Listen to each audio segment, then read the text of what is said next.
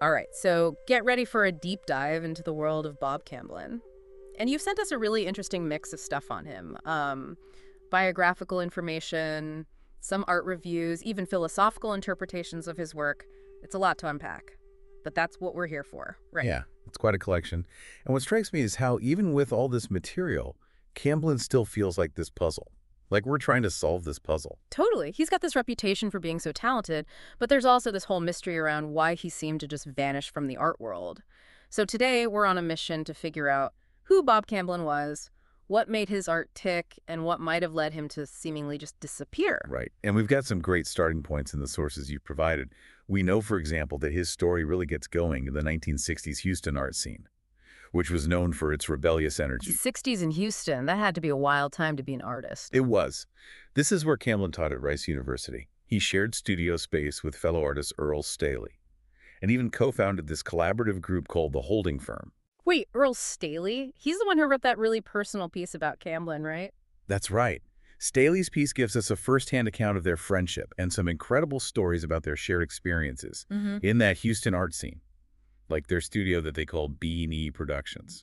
I read about that. They used the studio to hold all sorts of unconventional art shows, including, get this, a tattoo exhibition way before tattoos were as accepted as they are now.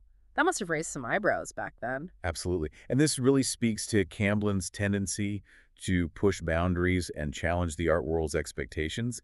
That same rebellious spirit really comes through in his work with the Holding Firm. Right, they weren't just your typical group of artists getting together to paint pretty landscapes. No, they were known for creating these collaborative drawings and paintings and really out there installations. There's this story about them renting a house and turning it into this constantly evolving art project. We're talking knocking down walls, building multiple decks, even adding a tower. Wait, they did all that without permits?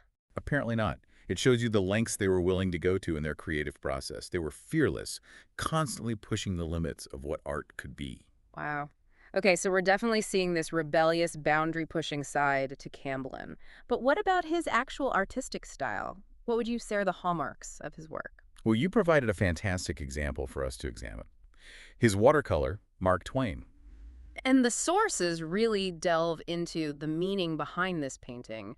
I'd love to hear your take on it. It's a fascinating piece. Just picture it. Mark Twain with this wild white hair and an intense gaze set against this dark, almost brooding background. And I noticed the brushstrokes are really rough, almost like he was intentionally leaving them a bit unfinished. Exactly. And that's one of the things that makes this painting so intriguing. It's not just about capturing Twain's likeness, it's about exploring something deeper. The sources even connect this painting to Zen Buddhism, the I Ching, and Expressionism. Okay, I can see how some people might find those connections a little confusing, so I'm really curious. What makes you say that? What are we actually seeing in the painting that suggests those influences? Let's start with Zen Buddhism. Think about the concept of present moment awareness that's central to Zen. Now look at the raw, unpolished brushstrokes in the painting. It's almost like Camblin is emphasizing the act of creation itself, the process, rather than striving for a perfectly finished product. I see what you mean. It's like each brushstroke is a moment captured in time. Precisely. And then there's the connection to the I Ching, the ancient Chinese text that deals with change and the interconnectedness of things.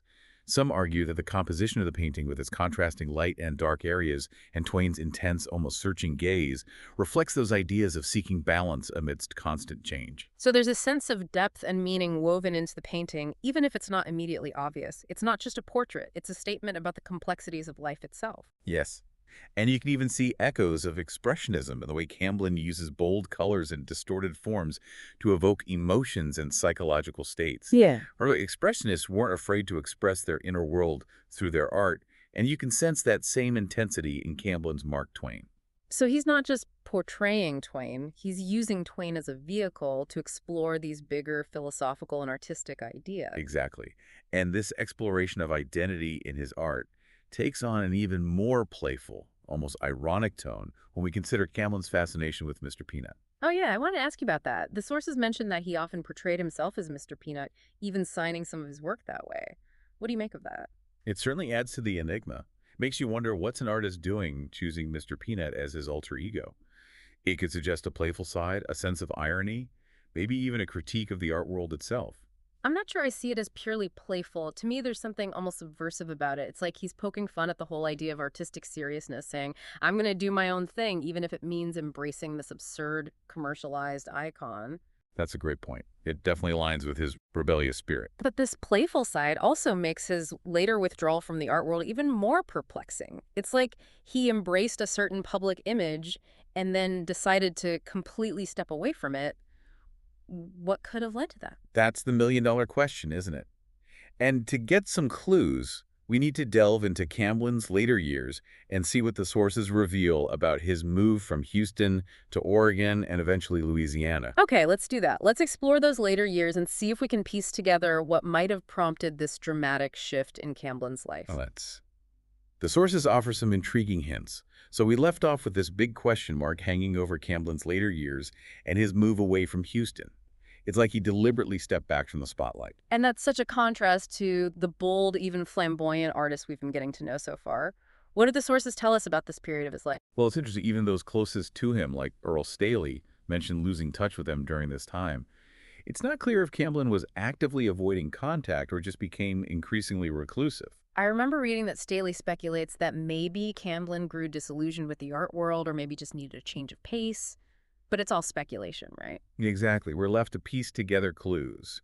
We know he moved from Houston to Oregon and then to Louisiana, but the sources are pretty quiet on what he was actually doing during those years. Was he still creating art? Was he teaching? It's a bit of a blank canvas. It makes you wonder, was this a conscious decision to retreat from the pressures of the art world, or was something else going on? Could it have been a personal struggle, a creative block, or maybe even a shift in his artistic focus? All valid possibilities. And it's worth considering that this was a time of major upheaval in the art world. The rise of pop art, minimalism, and conceptual art really challenged the status quo. Perhaps Camblin felt out of sync with those trends and chose to explore his own path. Maybe he was ahead of his time in a way. I mean, think about his work with the holding firm. That sounds almost like early performance art or installation art, which became much bigger later on. That's a fascinating connection. Perhaps Camblin was experimenting with ideas that the art world wasn't quite ready for yet. Or maybe he simply found more fulfillment in creating art for himself on his own terms, outside the pressures and expectations of galleries and critics. There's definitely a romantic appeal to that idea, the artist retreating from the world to pursue a purer vision. And it seems Camblin wasn't interested in fame or fortune. The sources highlight how he often gave his art away or sold it for very little. It's almost like he valued the creative process itself more than the recognition or financial rewards. And speaking of creative processes, I want to circle back to the Mark Twain painting for a moment. We were talking about its connection to Zen Buddhism, the I Ching, and Expressionism. Do you think these philosophical and artistic influences were present throughout Camblin's work? I think it's safe to say that Camblin wasn't just a skilled artist. He was a deep thinker who engaged with ideas and philosophies. The sources, even the biographical ones, touch on this. Remember, he was teaching at Rice University, so he was clearly immersed in an intellectual environment. And you mentioned earlier that he was constantly experimenting with different techniques and mediums, which suggests a curious and restless mind. Exactly. It's like he was on a quest for meaning, using art as his way of exploring different perspectives and ideas. And that brings us back to that intriguing Mr. Peanut persona. Do you think that was another way for him to grapple with ideas of identity commercialism or even the role of the artist in society? It's hard to say for sure, but I think there's a strong case to be made for that. Remember how we were talking about it feeling almost subversive? It's like he's taking this iconic mass-produced image and reclaiming it as his own, almost as a way of commenting on the commodification of art. That's a really interesting interpretation. It makes you wonder what he might have thought of today's art world with the rise of social media and the blurring of lines between art and commerce. That's a great point. I'd love to know what Camblin would make of all that. I imagine he'd have some pretty strong opinions. But getting back to the sources, there's this one detail that really struck me. His brief return to Houston before he passed away. Apparently, he seemed uncomfortable, almost like he was avoiding people, and quickly disappeared again. Yeah, I remember reading about that. Such a sad image, this artist who was once so connected to the Houston art scene, now seeming almost like a stranger in his own city. What do you think was going on there? It's impossible to know for sure, but it adds another layer to the mystery. Was he struggling with his health? Was he grappling with regrets? Or was he simply at peace with his decision to live a more secluded life? I think it speaks to how complex and enigmatic he was. Even those close to him seem to have struggled to fully understand him. And that brings us to this tantalizing question that's been weaving through our entire conversation. Is there more to discover about Bob Camblin? The sources mention treasures in his estate, which suggests there might be a wealth of undiscovered art waiting to be seen. Right. We've only scratched the surface of his story. What if there are more paintings, drawings, even journals or writings that could shed light on his later years, his artistic process, and the reasons behind his withdrawal? Wouldn't that be incredible? To unearth a whole new chapter of his life and work. It would be a game changer. Imagine if we could see the evolution of his art, the way his style and themes developed over time. Maybe even find answers to some of the questions we've been pondering. It's exciting to think about. And it seems there have been efforts to organize a museum show of his work, though so far nothing has come to fruition. Which is a shame because based on what we've learned so far, Camlin deserves wider recognition. His art wasn't just technically skilled, it was thought-provoking, challenging, and deeply personal. I completely agree. And even if he wasn't seeking fame during his lifetime, wouldn't it be fitting for his art to finally have its moment in the spotlight? To let the world see the depth and complexity of his vision? Absolutely. It would be a testament to his talent and his enduring legacy. But if that doesn't happen, we're still left with these intriguing fragments, these glimpses into a life that was both extraordinary and deeply mysterious. And that's part of what makes Bob Camblin so fascinating. He wasn't just an artist. He was an enigma, a puzzle that we may never fully solve. But that doesn't mean we should stop searching for answers, right? Absolutely not. Yeah. I think that's the beauty of exploring someone like Camblin. The mystery itself is an invitation to keep looking, keep thinking, and keep appreciating the complexity of both the art and the artist. And with that, I think we're ready to dive into some final reflections on Bob Camblin, his legacy, and what his story might teach us about the creative spirit. It's really striking how much Camlin seemed to value the journey, the exploration, even more than reaching a specific destination. You know, that's a great point. It's like he embraced the uncertainty, the not knowing, as part of the creative process. Yeah, and thinking back to the sources you've helped me understand, it seems like Campbell was constantly searching, constantly pushing boundaries. Whether it was through his art, his collaborations, or even his personal life, there's this sense of restlessness, a desire to dig deeper, to see things from different angles. Yeah, it's almost like he was an artistic detective always looking for clues, for hidden connections. And those treasures mentioned in the sources, they could be more than just physical artworks. They could be ideas, insights, or even unanswered questions that he left for us to grapple with. Oh, I love that idea. It's like he's inviting us to become part of his ongoing exploration, to pick up where he left off and continue the search for meaning. Right, and that's what makes his legacy so powerful. It's not just about the art that he created. It's about the spirit of inquiry, the courage to experiment, and the willingness to embrace the unknown that he embodied. It makes me think about that quote from Einstein. The important thing is not to stop questioning. Curiosity has its own reason for existing. It's like Camblin lived by that motto. He absolutely did. And that curiosity led him down some fascinating paths. Think about his fascination with Zen Buddhism and the I Ching. These aren't just random interests. They're systems of thought that encourage you to look beyond the surface, to see the interconnectedness of things, to embrace paradox and change. And it's not just intellectual, it's also about experiencing the world in a more direct, intuitive way. Like with the Mark Twain painting, those rough brushstrokes, the unfinished quality. It's like he's inviting us to feel the energy of the creative process itself. Right. It's not about presenting a polished final product. It's about capturing a moment, a feeling, a fleeting insight. And that approach carries through in so much of his work, even the more playful stuff like the Mr. Peanut persona. It's interesting how even something seemingly lighthearted can have these deeper layers of meaning. It's like he's using humor and irony to challenge our assumptions, to make us think about art and identity in a different way. Yeah, and that willingness to challenge norms, to push boundaries, is something that connects all the different facets of Camblin's life and work. From the unconventional art shows that he organized, to the radical transformations of that house with the holding firm.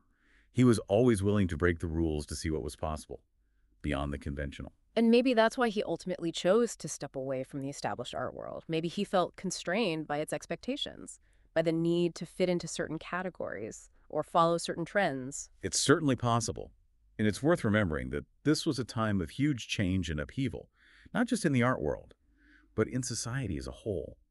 The 1960s and 70s were a period of social and political movements questioning authority, challenging traditional values. Perhaps Camblin felt more aligned with that spirit of independence and nonconformity. So his withdrawal could be seen as another act of rebellion, a refusal to play by the rules of a system he no longer felt connected to. That's a compelling argument.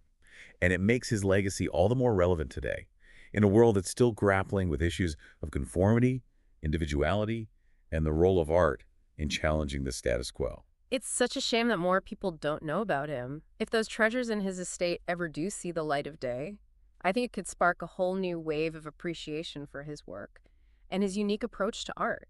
I certainly hope so, Yeah. because Camblin's story reminds us that true creativity is about more than just technical skill or following trends. It's about having the courage to be yourself, to explore your own path, and to never stop questioning, searching, and discovering. Beautifully put. Bob Camblin might have been an enigma, but his life and work offer valuable lessons for anyone who wants to live a more creative and authentic life. It's about embracing the journey, staying curious, and having the courage to push beyond the boundaries of the expected. Yeah, and perhaps that's the greatest treasure that he left behind. The inspiration to find our own paths, to create our own deep dives into the world, and discover the hidden connections that make life so rich and surprising. So, to our listener who brought us these sources on Bob Camblin, thank you for giving us the opportunity to explore this fascinating artist with you. And as we wrap up this deep dive, we want to leave you with this thought. What will your deep dive be? What mysteries are you curious about? What uncharted territories are you ready to explore? Because the world is full of hidden treasures just waiting to be discovered.